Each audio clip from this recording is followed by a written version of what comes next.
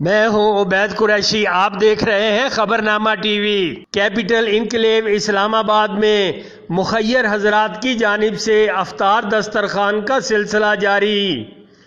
روزانہ سینکڑوں کی تعداد میں روزہ دار اس دسترخوان پر اپنا روزہ افطار کرتے ہیں۔ خدمت خلق کے جذبہ کے تحت علاقہ کی محترم شخصیات چوہدری وحید، رضوان خان و دیگر ہر سال افطار دسترخوان کا اہتمام کرتے ہیں۔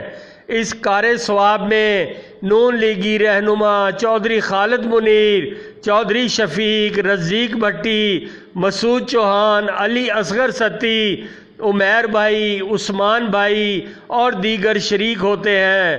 دیکھتے رہیے خبرنامہ ٹی وی، پڑھتے رہیے خبرنامہ میگزین۔ عکاسی راجہ ساجد، ہمارا چینل سبسکرائب کیجئے۔ شکریہ۔